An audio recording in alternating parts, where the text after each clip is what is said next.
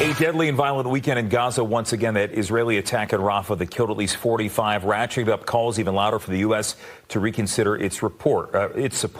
Jamil Jaffer from the National Security Institute. George Mason's up late with me tonight, live here in studio on the Final Five. Here we are, how many months into this conflict, and there seems to be no sign of anything letting up. It just gets worse and worse and worse. Yeah, I mean, look, it's brutal. Deaths on both sides of the equation. Really nasty, tough war going on.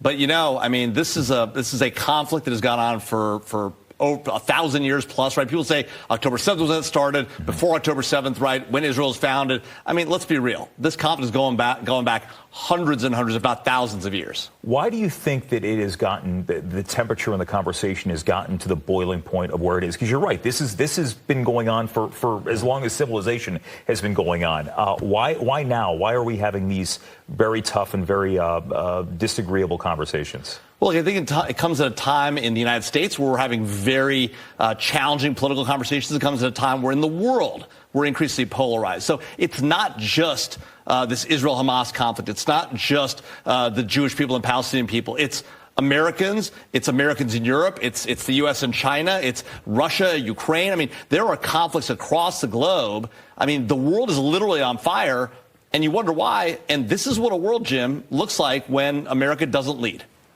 As things stand right now, we hear people within the White House saying that we support Israel, but we want them to minimize civilian casualties. We heard John Kirby say, well, hey, we got 2 Hamas leaders today. And yeah, that's the goal of these strikes here. You never want to see innocent lives lost. It's an unnecessary or unavoidable fact of war. But again, it seems like we're hearing the same mixed messaging out of the White House here. Do they have to? Is it possible for them to pick a lane? It doesn't seem like it is. They can't seem to pick a side in this battle. And I mean, you have some sympathy for them, right? Because they're trying to say, look, minimize civilian casualties, which is, by the way, the obligation of every state in this war. And by the way, it's to Israel's benefit. Israel does not benefit when a woman or child or civilian dies in this conflict. To the contrary, they lose international support. So for all those folks who are like, well, they're just wantonly killing women and children and civilians, I mean, unless you think they're acting completely counter to their own national interests, which doesn't make any sense and isn't what they're doing, then they're not doing this on purpose. They're trying to avoid civilian casualties. But remember, they're fighting a terrorist group that is intentionally hiding amongst the civilian population. We heard from Netanyahu, who once again chalked it up to a tragic mistake, which we've heard this. And again, we hear this in wartime all of the time out there. What do you do? What needs to be done from this point on? I mean, clearly this is going to continue. There's no end in sight here. You can talk about a ceasefire agreements all you want. Israel can come to the table. It's incumbent upon Hamas to do something. They seem like they're not willing to do anything. Hamas hasn't released hostages in months. And that's intentional. They realize their only chit in this entire fight are those hostages. That's why they're holding on to them as long as possible. They're not releasing women. They're not releasing children. They're not releasing the elderly. They're not releasing the injured. Okay? And so, you know, what we see happening here is Israel, this war doesn't end until the hostages are released and Hamas is eliminated from its ability to conduct conflict, right? Israel's no longer going to put up with what to us with the equivalent of a dozen 9/11s on a population-adjusted basis. You imagine how angry Americans were after 9/11. And then you imagine that happening 12 times in one day. And then you realize that they didn't even start going into Gaza for a month or two, right? Multiple weeks they waited. And Rafah, they've been talking about going to Rafah for weeks. President Biden has told them, don't do it. And to be fair, they've held their hand. Now, yes, airstrikes have begun. Some ground incursions have begun. They could have invaded Rafah long ago and done a lot more damage than they are doing today.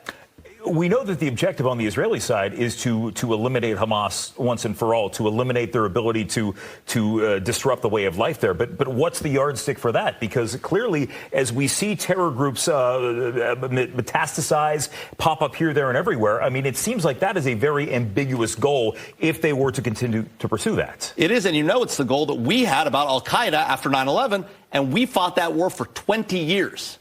20 years we kept this country safe from a mass casualty terrorist attack. Now, we've walked that war back, right? We've withdrawn from Afghanistan. We've limited our attacks on al-Qaeda directly. So one might wonder whether that terrorist threat again is gathering. I worry that it is. But for the Israelis, at least, we're talking about months into this conflict, not even a year. Certainly not a decade, certainly not 2 decades like we fought that war. Now, I don't think anybody can imagine this conflict going on 2 decades, But if those hostages aren't released and there's not some sort of a real deal on the table and Hamas putting its weapons down and real leadership coming into Gaza, this conflict could go on for a very long time. What's the U.S. role in mitigating this, if anything, at this point? Well, look, the Biden administration, again, as we talked about earlier, can't seem to pick a lane. So they've been trying to do their part to say, look, minimize casualties, we'll take away weapons. But the reality is we continue to supply weapons into this fight because we have a long-term relationship with Israel, right? We're committed to the defense of that nation and its security.